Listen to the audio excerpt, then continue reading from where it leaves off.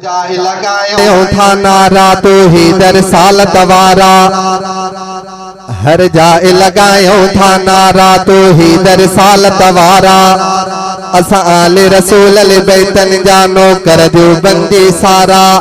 शान साहबाबे गायो था पांजा सवाब वधायो था। हर जाए लगायो था नारा तो ही दर साल तवारा। असा आले रसूल अल बैतन जानो कर दो बंदी सारा। शान साहबाबे गायो था पांजा सवाब वधायो था। पाले तो समूरी दुनिया के अल्लाह अकेलो आहे। उन खालिक मालिक राज़िक जो कोई भी सानी नाही। पाले तो समूरी दुनिया के अल्लाह अकेलो आहे। उन खालिक मालिक राज़िक जो कोई भी सानी नाही। अहद समंद सो भायो था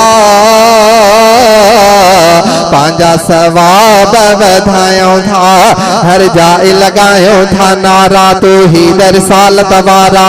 असा आले रसूल अल बैतन जानो कर दो बंदी सारा। शान साहबाबे गायो था पांजा सवाब वधायो था। थी पूरी रिसालत आजे ते सो मीर मोहम्मद आहे। सो तैयब ताहिर ऐं ताहा सो अरबी अहमद आहे। थी पूरी रिसालत आजे ते सो मीर मोहम्मद आहे। सो तैयब ताहिर ऐं ताहा सो अरबी अहमद आहे। थी पूरी रिसालत आजे ते सो मीर मोहम्मद आहे। सो तैयब ताहिर ऐं ताहा सो अरबी अहमद आहे। उन जा गुलाम सदायो था पांजा सवाब वधायो था।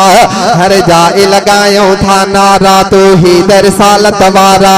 असा आले रसूल अल बैतन जानो कर दो बंदी सारा।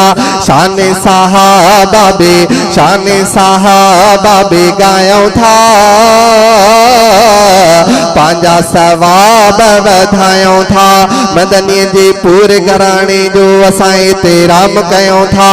सच कादिर दादा सां तिन खे हर वेल सलाम चऊं था। मदनी जे पूरे घराने जो असाए ते राम कयो था। सच कादिर दादा सां तिन खे हर वेल सलाम चऊं था। दुश्मन ते दांगी मिलूं था पांजा सवाब वधायो था। हर जाए लगायो था नारा तो ही दर साल तवारा।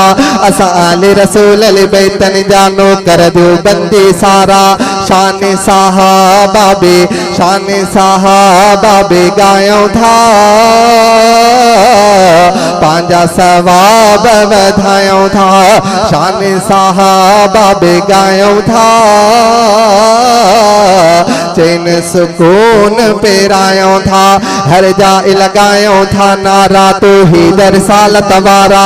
असा आले रसूल अल बैतन जानो कर दो बंदी सारा। शान साहबाबे गायो था पांजा सवाब वधायो था।